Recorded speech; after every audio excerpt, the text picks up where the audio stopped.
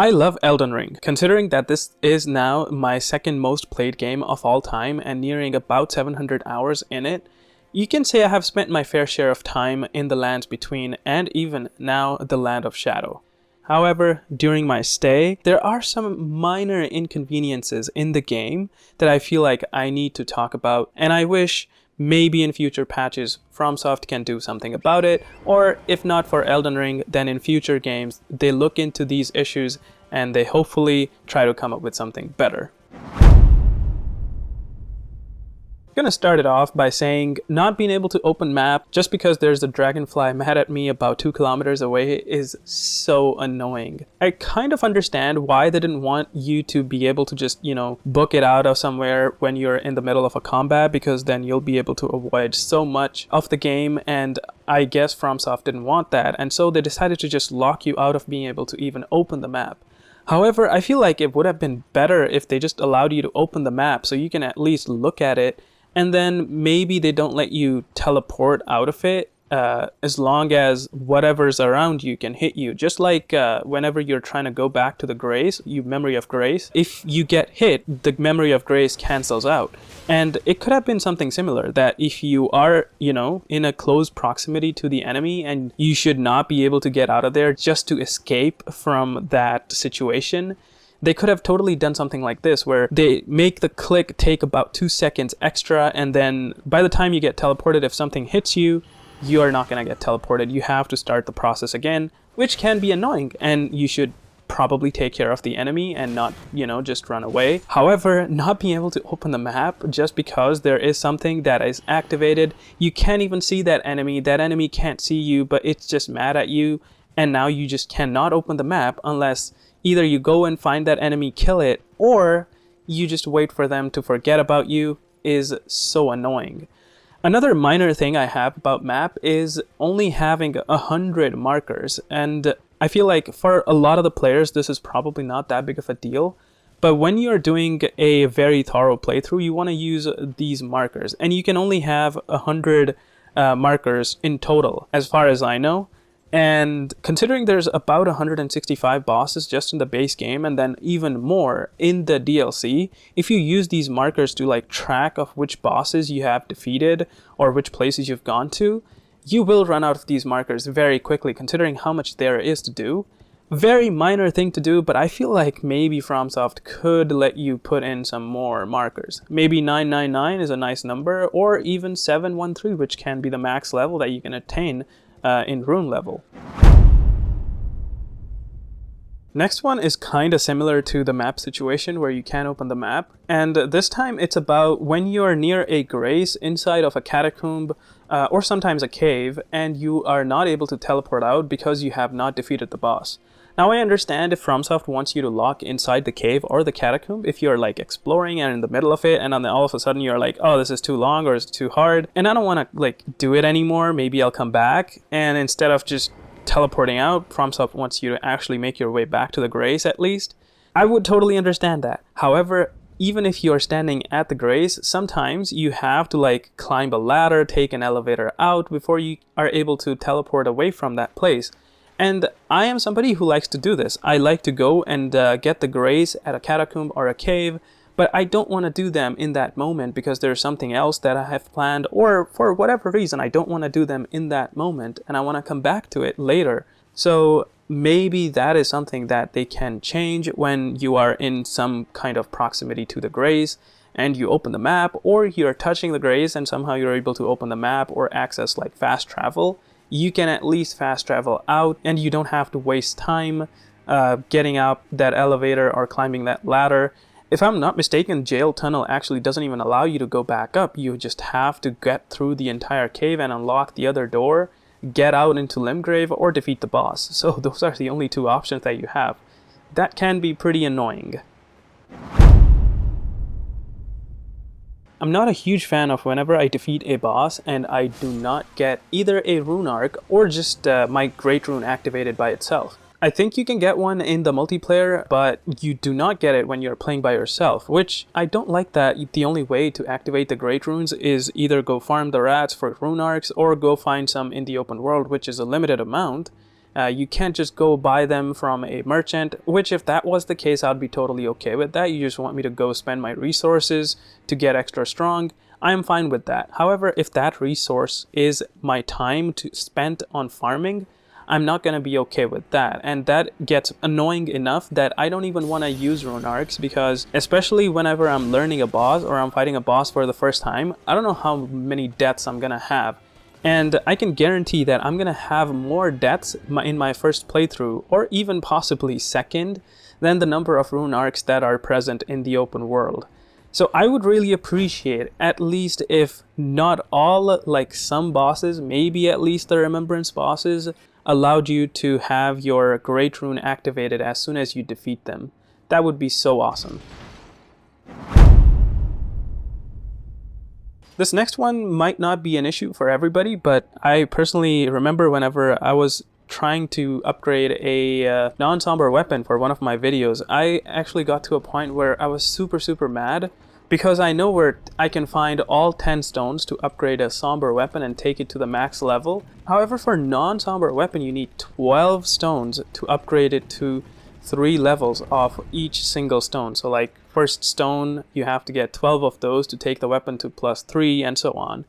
And I feel like there is a little bit of an imbalance, because while I understand that non-somber weapons, you know, you can put Ashes of War on it and you can actually make them stronger than the somber counterparts, because you cannot change the affinities on the somber parts or change their scaling. However, on the non-somber ones you can do that, which makes them maybe a little bit stronger, because if you're pumping your strength or your dex, then you can just have the weapon scale with that and it's going to do more damage.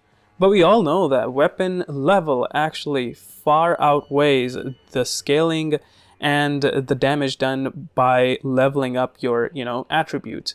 Which is why I feel like maybe there needs to be a little bit of a better balance between upgrading a somber weapon and a non-somber weapon.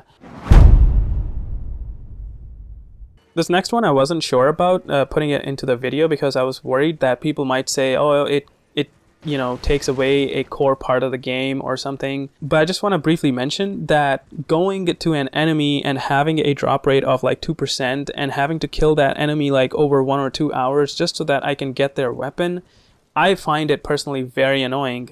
And anytime I'm going to be making a video on that, I am just gonna go to a mod and give myself that weapon. I mean, I can probably go to the enemy and show myself killing that enemy, but I am not going to sit there farming for 2 or 3 hours and record that footage for nothing, and then the end goal is to just get that item. I can get so much more done in those 2-3 hours, especially when I'm just working on a video. I don't know how much of this would impact a normal gameplay. I guess if you're just not interested in farming, just don't go farm, or maybe go on Reddit and ask somebody to drop the weapon or something for you. But I wish there was maybe another way. Like, I don't care what that way is. You can make it hard on me. You can be like, okay, defeat this enemy like 10 times in an arena or something, and then you can get the weapon. And I'll be okay with that. But just, farming and not knowing, like, is it going to be in the next 5 attempts or is it going to be in the next 50 attempts?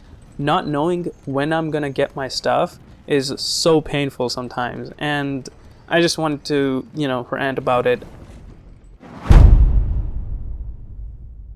This one's a proof that an enemy can look great and yet be awful to fight. And obviously I'm talking about the ancient dragons, because for some reason FromSoft decided you can only lock on to their heads and their bodies. Now if you're somebody who's playing either a mage or a faith build, perfectly fine, because you have ranged options available to you. But for somebody who just has a big bonk sword, I am not having a good time, because there's not a whole lot of times when that head is, close enough for me to hit. There is one thing that is always touching the ground, which is the feet. And for some reason, I cannot lock onto the feet of ancient dragons when I could do that on the normal dragons.